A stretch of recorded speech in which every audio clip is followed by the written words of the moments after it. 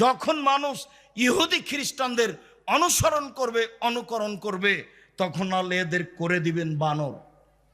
যখন মানুষের অনুভূতি থাকবে না, অনুভূতি বলে কোনো জিনিসই নাই, বাপে মাথায় টুপি দেওয়া আছে, প্রতি মাসে উমরা করে, প্রতি বছর হজ করে, রমজানের শেষ 10 দিন সৌদি আরবে কাবা ঘরে থাকে, ওর সাথে মেয়ে আছে, মেয়ে শার্ট প্যান্ট পরে আছে, স্কিন গেঞ্জি গায়ে দিয়ে আছে, স্কিন পায়জামা পরে আছে, উলঙ্গ হয়ে আছে বাপের সাথে, নির্দ্বিধায় বাপ মেয়ের সাথে চলছে।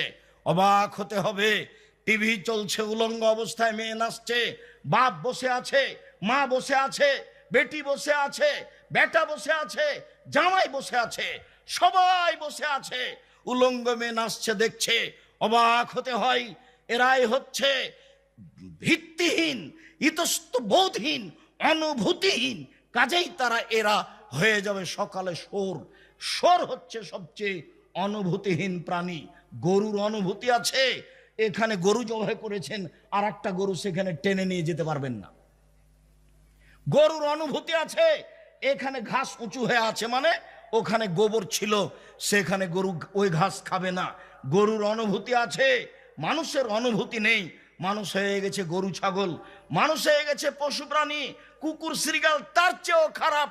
বুঝেও বুঝে না ওরা, অন্তর আছে বুঝে না, দেখেও দেখে না ওরা, চক্ষু আছে দেখে না, শোনেও শোনে না ওরা, কান আছে শোনে না। উলায়েকা কালানাম, তারা পশু প্রাণীর মতো, তারা গরু ছাগলের মতো, তারা কুকুর শ্রীগালের মতো, বালহুম মাজাল, বরং তার চেয়ে খারাপ। একসাথে বসে বাপ বেটি, মা বোন, ভাই দুলা ভাই সবাই বসে আছে, আপনার কেমন মনে হয় এর কোনো হিতাহিত জ্ঞান আছে? এরাকে কেউ যদি শিক্ষিত মানুষ বলে, তারাও গরু ছাগল, তারাও পশু প্রাণী, তাদের কোনো হিতাহিত জ্ঞান, মানবতা, বিবেচনা, বুদ্ধিবিদ্যা আছে, এই কথা আঁচ করা যায় না। যা রাসূল সাল্লাল্লাহু আলাইহি সাল্লাম বলেন।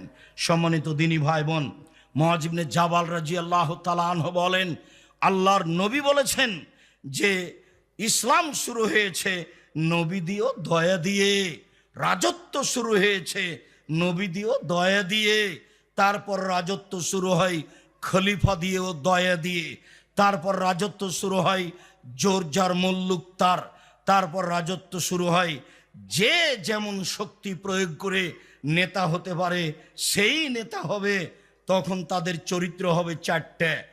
এক, ইস্তাহিলুল হেরা, তারা জেনাকে হালাল মনে করবে।